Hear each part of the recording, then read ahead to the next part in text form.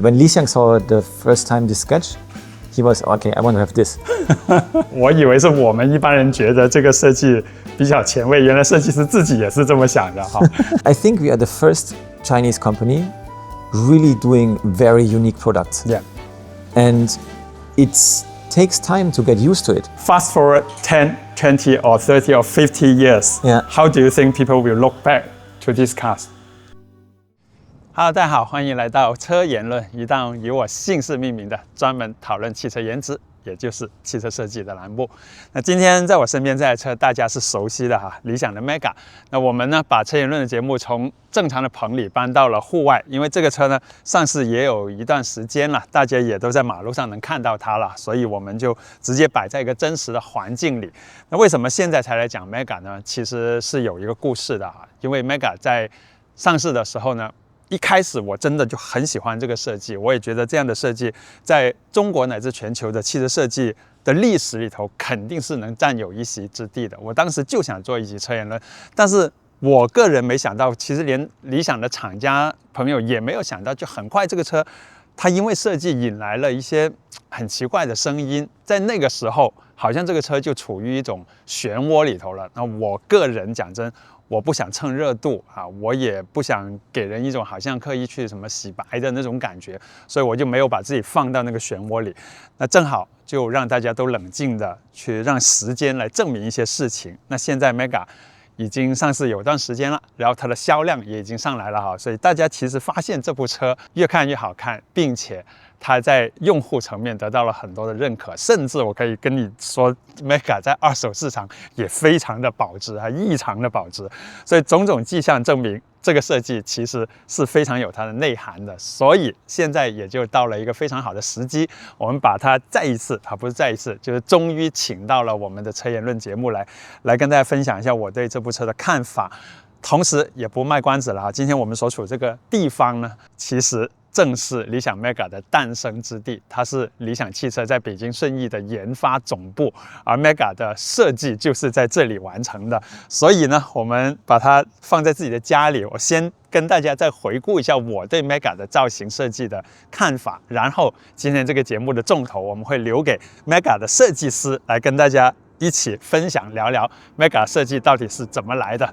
我们先看车吧。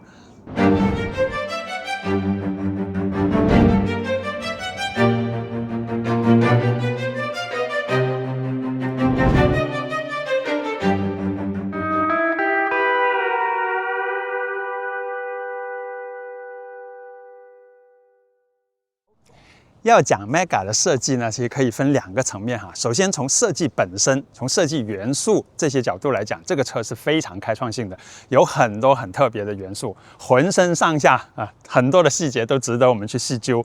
但是我们可以站高一点，去看看第二个层面，就这部车它的整个设计其实是有一个鲜明的中心思想，它是要来解决问题的，它要对某一类车型，具体来讲就是 MPV 车型、纯电 MPV 的一些根本性问题要提出解决方案啊。所以这个车的设计不仅是简单的我们说的点线面的设计，它更多的是有一个脑子里的思考，要来解决问题的设计哈。那我们还是先从一些细节开始讲哈。你看看这个车的车头，理想 Mega 的车头就是一个面，这个面就是前盖跟玻璃连成一条线啊，其实这条线一直去到尾部，然后在这条线在这个面的基础上再放上一些功能性的东西，比如说它的星环灯，比如说它的大灯啊，这些都是跟它整个车头的面是融为一体的。转向侧面的时候呢，你就能看到理想 Mega 最大的特色了，就它是一部单厢式造型的车子哈，整个车就是一个箱体。它前面没有独立出一个车头，然后这一个箱体它会有各个面嘛，所以你看得到，其实这里算是一个面。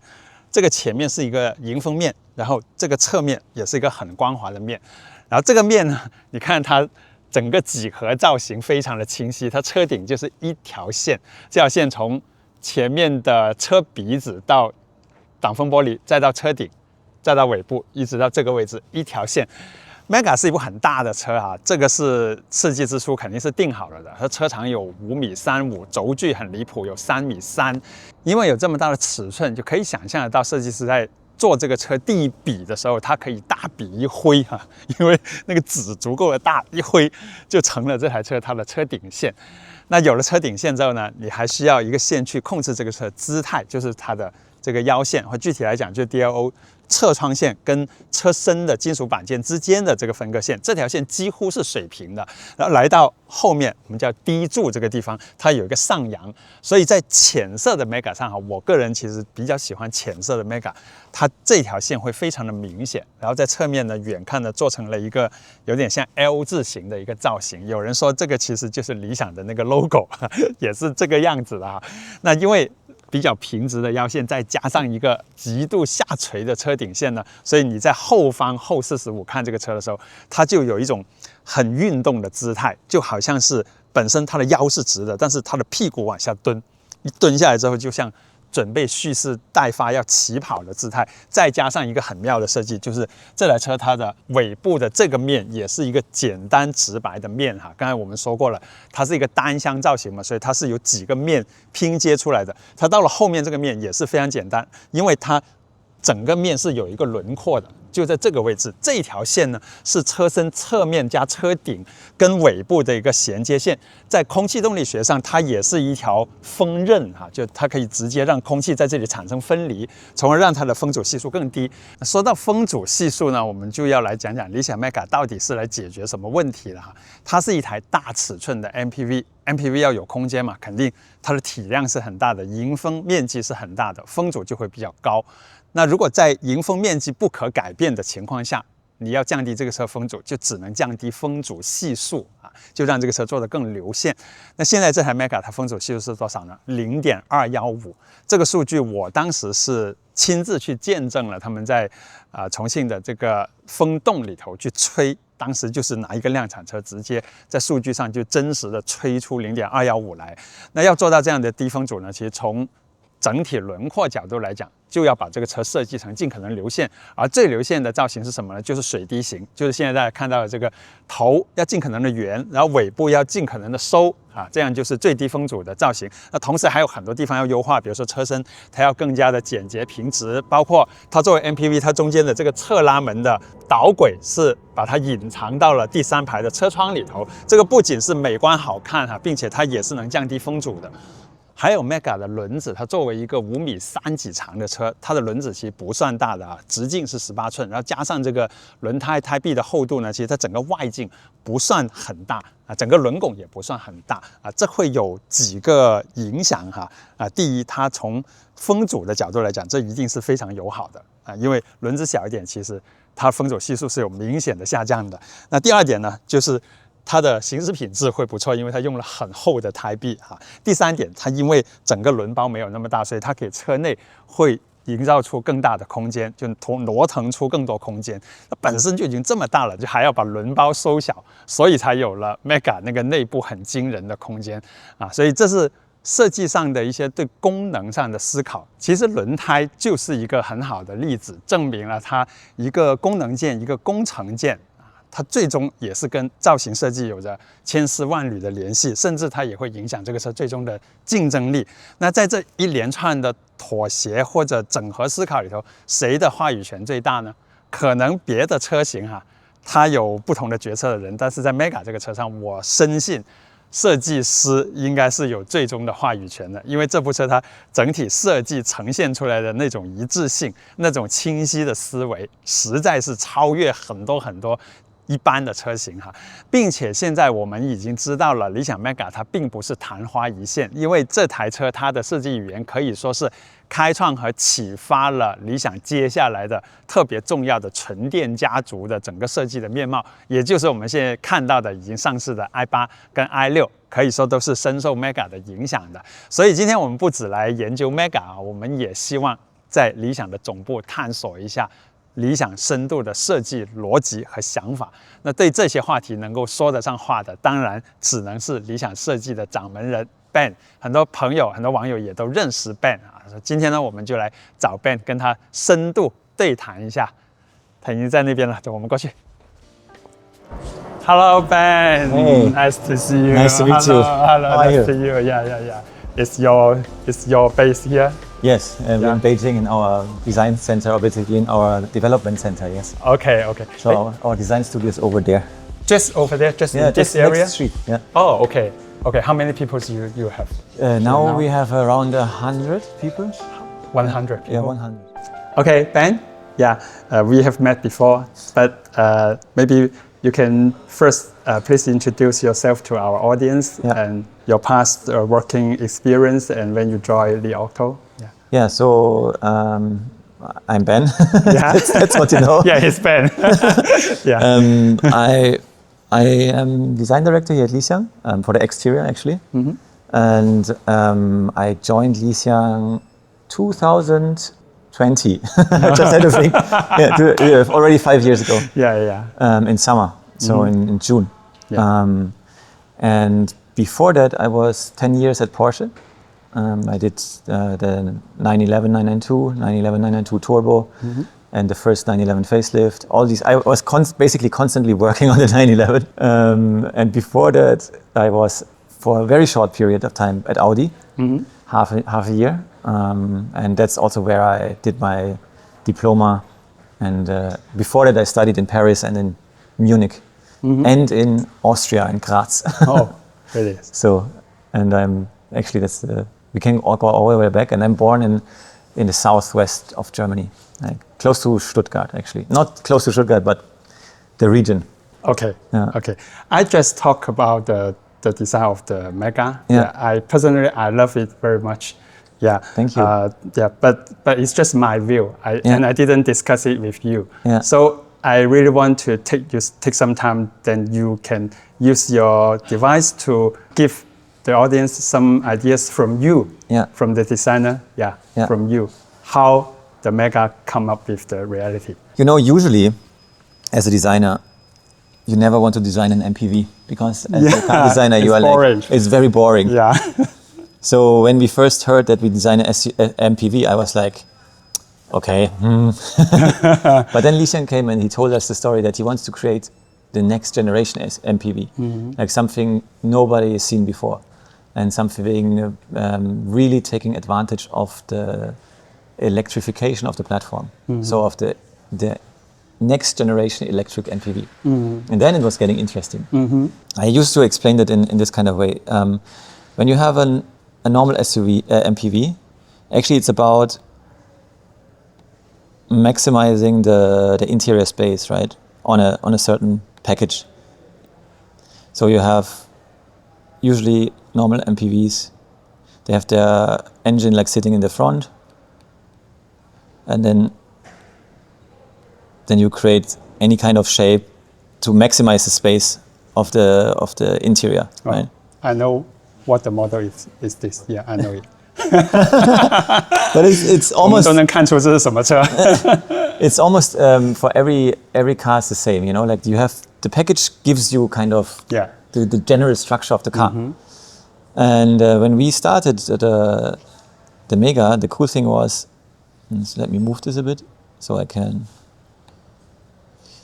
The cool thing was this engine. So here, this engine is not there anymore. So basically, you have only the wheels and the battery as a package. All the rest of the car is basically free to design. This gives you as a designer, of course, way more freedom than the things there before. We basically wanted to bring two things together because we said, okay, in an MPV, what you want to have is the biggest space possible. Yeah. But for an electric car, it's also very important that the range is there so that it's very efficient. Yeah. So basically is you bring space plus range. And usually this doesn't work because like big space means you have a big aerodynamic. So let me make an example. Let me kill this. So, because actually these two things, that's a contradiction. Because when you want to have the biggest space possible in a car, then you just make it a box, right? Oh, yeah. But the problem is, on an electric car, if you make it a box, the wind resistance will be super big. And so then you need a big battery. and say half the car, and then the space will be smaller. Oh yeah. So basically, we had to figure out a way how to bring both together, like the big space and the long range. And this is only possible with being super aerodynamic efficient. And that's another thing I have to explain. So to be very efficient in aerodynamics, you have to have a certain kind of roof drop from the highest point to the lowest point of the car. So and we always have our highest point of the car around the B pillar, because we say the interior space should be always emphasized in our cars. You see in actually all our cars, the B pillar is the highest point. Yeah. And then we drop from here as far down as possible. And this is already giving you a basic shape of an outline, and actually very iconic outline, because when you then add the front of the car, because you want to have it aerodynamic, needs to be like a drop shape. Yeah. And then you see, we all already have the basic outline of Mega. Yeah. And this is only because of aerodynamic and because of the contradictions we try to solve. So basically, it's a very logic form. And then when you basically add the aero edge in the back, you already have the car. Because this aero edge, you need the aerodynamic edge here. You need to make the airstream rip off, so that's a clear airstream. So basically, all the lines, it's really form follows function. All the lines of this car look in the way that they have to because of aerodynamic and because of our design philosophy, which is really form follows function. And you basically end up with our Mega only with like these lines. You add here the window, and that's it. So what I'm trying to say is basically, at Li we always try to find a new solution for our customers, or like a solution which adds value. And before in the MPV segment, there was no MPV, no electric MPV, really solving the problem of space and long range. And because we wanted to solve these two problems, the form of the car turned out to be like this.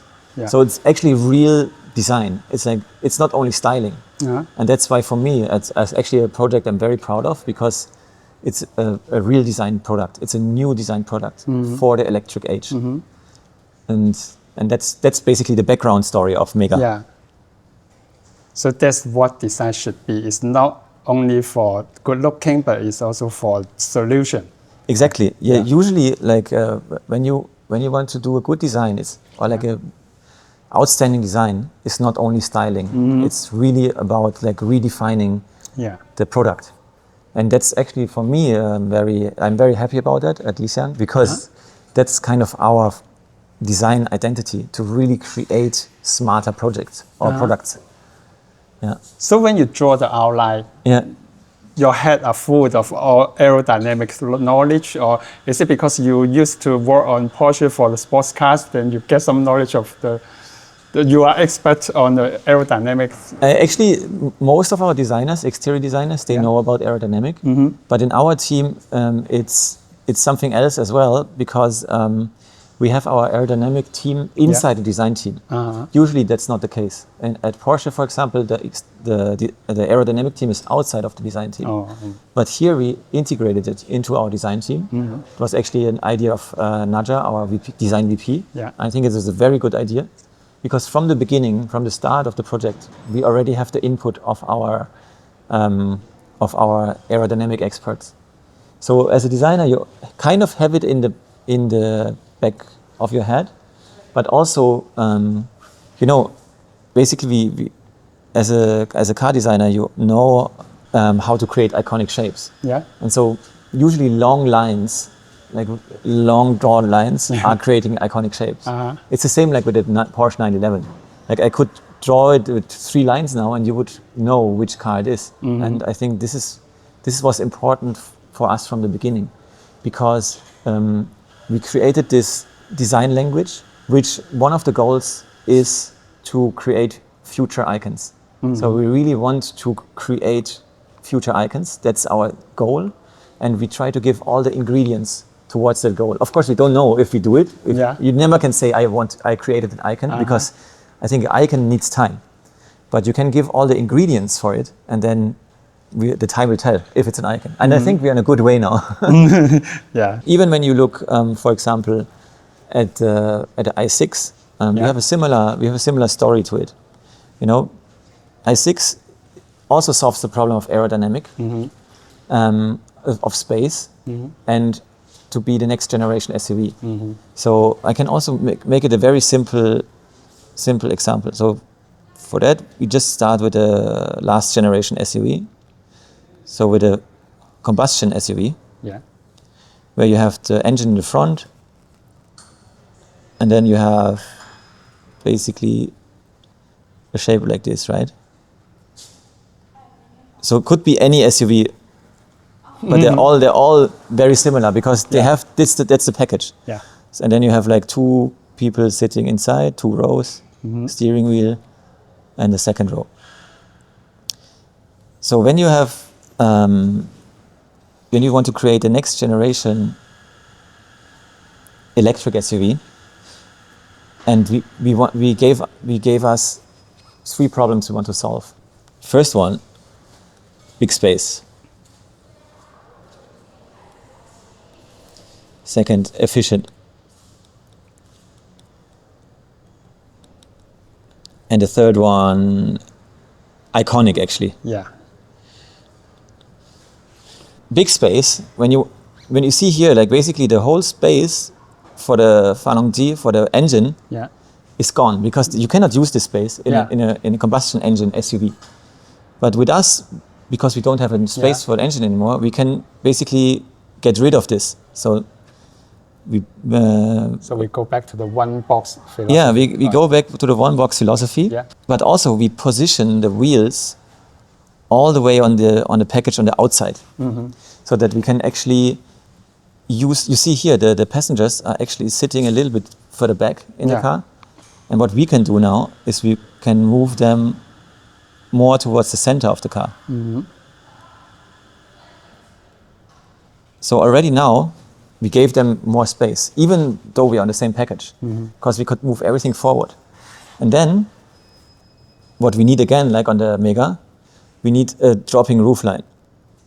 So the roof should drop like this. The problem is, on the traditional SUV, the second row is all the way in the back. So you would cut the head of the guy in the back. The good thing with us is, actually, we can really drop, because the second row sits further forward. And then you already have like a unique line created. And then, of course, we want to give it like this. We said it. We actually call this car internally, we call it Shark. So we want to give it like a sharkish head. And then you basically already have the base form of the car. And also because we want to add a little bit of a sporty character to the rear. We give it like this kind of hatchback rear in the rear. And you see, automatically, you will end up with this shape of i6. 这个就是 i6 的那个轮廓。So that's what we always try to do, is like really try to create iconic silhouettes. Iconic, because the first thing as a human, that's actually like design theory. The first thing as a human, what you see is always a silhouette. And that's because we grew up in the savannas. You know, we were like monkeys before. So we needed to know, is this thing what I see, is this like dangerous or is it not dangerous? So if we see something like this from the silhouette, we know, it's a giraffe. So I don't have to run away. But if I see something like smaller and with like a lot of hair and like small legs, you know, you already know, okay, that must be a lion. So in the first second of the first glance, you see something, you already realize that it's something different. And that's why we really take care of our silhouettes. Because, you know, like, you can draw our cars really quickly. And you already know, okay, that must be Li Mega. Because it has such a unique character. And that's actually, for me especially, it's a very nice thing because it's really about creating a new brand language, new design language. Mm-hmm. How did you get the design of Mega? Was it from a sudden inspiration, or you have go through a very deep discussing from your team and from the management team? It was a bit of both. Yeah. So as I told you, I started 2020 June. Yeah. At Li Xiang, and the first 3 months we actually finished L9. Uh-huh. So we were totally like crazy working on L9 and really because it was last minute everything. Mm-hmm. And then after L9 was finished in October, we already started with Mega. Mm-hmm. And then we had like one round of design sketches, but kind of very conservative. You know, it was basically the L9 design on an MPV. So it was nothing new. Mm-hmm. And then Li Xiang and Nadia, my VP, they saw it and they were like, no, we have to push more. It needs to be different, very different. And I was like a little bit panicking. It's like, okay, what to do? Uh-huh. But then we made one more round and we had actually the design sketch of Mega. The silhouette was almost there on one of the sketches. So we picked this one as one of the models, and we had another model which was similar. And in the end, we mixed both of these models. We made one-to-one models in clay, and then in the end, we mixed them together in February 2021. So in March 2021, the Mega was already completely looking like it looks now. Uh-huh. So we were design-wise, exterior, we were very, very quick because we were quite convinced by the idea. Uh-huh. So when Li Xiang saw the first time this sketch, he was, okay, I want to have this. So he was also one of our biggest supporters to make this product come to life. Because when he saw it, he was like, nice, that's it. Oh. And it was actually, I have to say, quite smooth project because at Li Xiang, especially back in the days, we were a very small team. Mm-hmm. Everyone was working together and we know that we have to be successful together. Mm-hmm. So it was something that I didn't know from the German car industry because German car industry is always like the engineers fighting with designers and they fight with marketing and like everybody fighting. Yeah. At Li Xiang, it was like we really work together, branding, design, engineering to make a great product.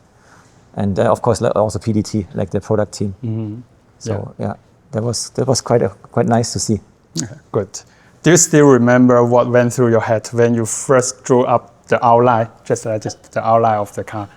Yeah. It's fantastic. It will change the world, right? To be honest, I'm quite sensitive about form. So I knew from the beginning when I saw it that it's a little bit Qiguai. It's a little bit strange, the form. Uh-huh. But I also know that every new form has to be a little bit strange from the beginning. Mm-hmm. Because if you don't think it's a tiny bit strange, then it will be very boring very quickly. Yeah. And for the Mega, in the beginning, it was really a form you have to get used to. And that was the feeling I had. I really loved it. I loved the design, but also I had the feeling, okay, it's a bit too much. It's a bit too new. Mm-hmm. Which you saw actually when we came to market at first. I think we had a lot of problems because the people had to get used to it, the design. Mm-hmm. Because I always think in one mind I'm a designer, but on the other mind I'm also a normal person. So I know how the market can react if you push too much. So in the back of my head I always had this feeling, maybe it's a bit too much. But in the end it was the perfect decision. Uh-huh. And also Li Xiang was a very good, he was always super happy about it. Give me also confidence. 这有点超出我的想象哈，我以为是我们一般人觉得这个设计比较前卫，原来设计师自己也是这么想的哈。You have said the boss are very satisfied of the new idea, and did your design team ever argue about the design, and how satisfied was everyone with the final design? Yeah. I think we were all very happy with design. We never had internally, because it's such a big step from a normal MPV, we were always quite happy.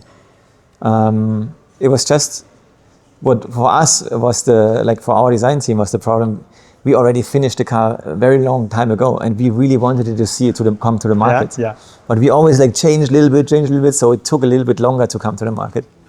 So that was maybe the one thing in the design team, what the designers were talking about. And also because Mega was basically the start of our electric platform design, we used this kind of thinking for the rest of the cars to come, like i8, i6. They all have similar thinking, which was started with the thinking of the Mega. So you not only got a design for one model, you got the whole philosophy. Right? Yes. Yeah. Okay. Because the philosophy of our electric car platform was, we really want to make them look different and smarter, and we want to give the customer an advantage in front of any other electric car company. So the thinking was already there, for all the other cars as well. Okay. And talking about the feedbacks from the public. Since the Mega was launched, the design has encountered a lot of controversies. Yes. I remember you have once said it's turbulence, right? Yeah, turbulence. Yes. Yeah. And what are the most memorable comments? Yeah. I still remember, Li made this joke. One of our fans rebuilt the car by himself and he posted pictures on Weibo. Yeah. And then Li Xiang said, if the car looks like this, in reality, I will jump from the roof. Yeah. Or something like this. And then when we released the car, a lot of people said, it looks exactly like this. Now you have to jump from the roof. But this was for me was very funny, because as a car designer, I can tell you, the design which was released before we released our design was very far away from the actual Mega design. Yeah. But I think some customers, they didn't realize that, or some people in the internet, they don't have the eye for it. So for me, it was very amusing. But what I have to say about the comments in general, through having such a great feedback from all over the world when we released it, I was quite confident. Actually very confident, because usually when you bring an MPV to a market, nobody will react. They will always say, okay, MPV, who cares? Yeah. But I had so many of my friends, also design directors, other people I don't even know, but also in the design industry, texting me, writing, man, that's a great project. Wow, you really did something new. So it was actually a very nice feeling, because usually in the car industry it doesn't happen so much. So I was quite happy with the outcome. But also, of course, the other side was Weibo, Xiaohongshu, all this kind of stuff, where we have a lot of people who basically wrote negative comments. But it's just noises. To be honest, I can understand in a way, because I think we are the first Chinese company really doing very unique products. And it takes time to get used to it. It's I always compare it with when BMW makes something new. All the Germans will also be like, no, this is shit. I still remember when Chris Bangle was new at BMW. Everybody in Germany really hated it. But they sell a lot of cars because it was a very good design. And so sometimes the people when it's your home brand, when it's your own brand, you're more critic than you will critic more than on any other brand. I always said, when Mega came out, if Tesla would have brought Mega, everybody will be loving it. Because it's kind of you are less biased in a way, So that's why I could understand the first reaction of the public, and I'm actually even more happy now that we have such a good feedback now, because I always said, when you see Mega driving in the Chinese streets, in the big Tier 1 or even Tier 2 cities, you have these nice reflections because the car is so clean. It gives you this feeling of the future is here, and that actually makes me quite proud to still to see that it's also the public is realizing it now. So that's actually a cool thing. I think more and more people realize this because the car sales up and up. Yeah, we have now more than 3,000 Megas a month, which is crazy. Yeah. It's really good. Yeah. So the Mega is categorized as MPV, while the i8 and i6 were called SUVs. Is it idea from the marketing guys, or you have got the direction from the beginning of the design? No, we had the direction from the beginning. Yeah. That basically we. So let me draw again. Yeah? So we had two nicknames for these cars. So Mega was called the. No, it's whale. Yeah, right. Exactly. Mega was called the whale. Whale, yeah. So here. And whoop. And then the other series, I series, basically was called Shark. Yeah. Exactly. And maybe here give it some teeth. So let me see where the teeth is. Yeah. So basically, from the beginning on, we said like one is more sporty or more SUV-ish, and the other one is really like an MPV, because this one is really about space, it's about comfort, and this one is more about it's also about space, but it's more dynamic. It's more like a shark. And I think Li mentioned it many times in the beginning, like 2-3 years ago, that we started Shark and the Whale project. So from the beginning, we really planned it like this. That's why when you look at the side view of the Sharks, so of all the eyes, you will realize that the wheel size is actually the same wheel size. So basically here, from here to here, is the same like on our L series. So that's why the proportion also looks a bit lighter, because you really cut away a lot from the car through the wheels. This was basically planned from the beginning. So for the Mega and also for the I series, what is the coolest part, you think? I think for the Mega, I really love the way the car looks from the front. You know, like this, because it's like that's also like one of our design philosophies. We say we don't want to make aggressive cars, because we are a family brand, and we want to create smart and intelligent vehicles. So we say they need to look smart and intelligent. So we really try to create faces where they look like an intelligent robot.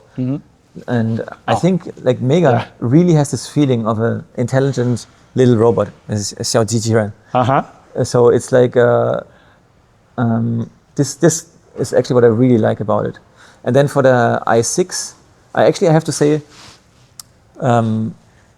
i8 for me is a bit too big, but also because I don't have a family. But if I would choose from the I series, I would take the i6, because it's just such a sporty little car. And then you have these nice fenders, you know, front and rear fender. We really modeled in a very, very nice way. Gave it a little bit of drama in the sides. And that's for me the highlight of the car. That actually it's not about the styling elements, it's more about the stance of the car. It's a really dynamic car. It's more close to your original concept. Yeah, right? It is. So you do these two cars, the i8 and i6, the same time? Parallel, yeah. Parallelly, okay. Personally, I really like the back view of the Mega. It's also very nice. Yeah, this is very nice. Yeah, very nice. Yeah. It's just like a sports car, some angles. Yeah. Yes. Yeah, perfect. I have to say I'm also quite happy with I'm overall actually very happy with the design we do. But Mega for me is still the most iconic, because it's so far away from anything else. So once the Mega was created, or even now we saw the i8, i6, was it a plan to replicate it into a cookie cutter series, just like the L series? At first we thought so, yes. Yeah. Because for the L series we really wanted to have. Nobody knew us in the beginning, right? We had Li 1, and then we came with L9, and we really wanted to be recognizable for our customers. So that's why we actually try to keep the design very similar for the L series. and we thought maybe for the I series would be a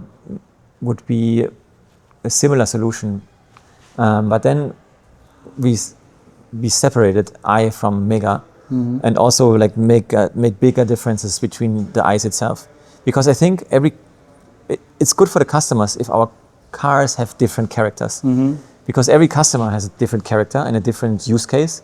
So that's why I think also our cars should reflect that. Almost every other brand in the industry has copied some parts from the L series. Yes, I know. Yeah, but so far we haven't really seen anyone copy the Mega or the I series.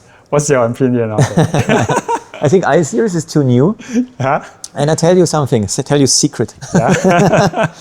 Wait for the new Ferrari SUV and look, not the SUV, electric car. The electric car. Yeah. It's not an SUV. Look for the form of the new Ferrari electric car, and you will see the form is actually very similar to our I series, because they understood that an electric car has to have this kind of shape. That's actually made me very happy when I saw the spy photos, because you see already the silhouette of it. It's very close. Really? Great. Okay. And for Mega, let me answer the question in a real way. I think to create a product like Mega, you also need a strong brand. So not every brand can create Mega. Because if some tier 2, tier 3 brand would create Mega now, it's just a recreation. You know, it's not a unique product anymore. So that's the problem. It's so unique that when you copy it, everybody will know, okay, maybe I just buy the original. It's like basically copying a Rolex. Nobody buys a copied Rolex. You know? Yeah. That's the thing. Yeah. Okay. So we have to launch this program before Ferrari launched the new car. Yeah. The design of the L series is widely accepted by the public, and I think all of us think it's relatively understated. And in contrast, the Mega and the I series, is more pioneering and more bold.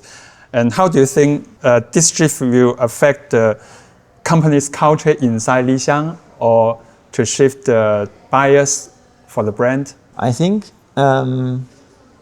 seeing now the success of i6 now, because I think we're quite successful, really gives us more confidence into trying new things. But also, to be honest, I have to say that Lixiang always was confident with us. Like he always believed in the products and the design we did. So, but I think now also the public realizes that we are actually very good in what we are doing, and that we know our stuff. So I think internally it will not change that much, because we always had the confidence from our boss, like they really trust us in what we are doing. But I think from outside of the company, it will create a different picture of what we do.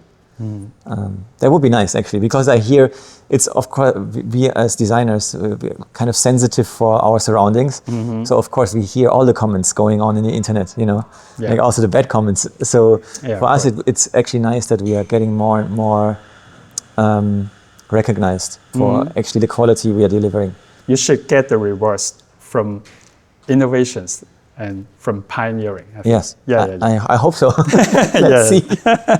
Okay, fast forward 10, 20 or 30 or 50 years. How do you think people will look back to these cars, especially for that one, the Mega?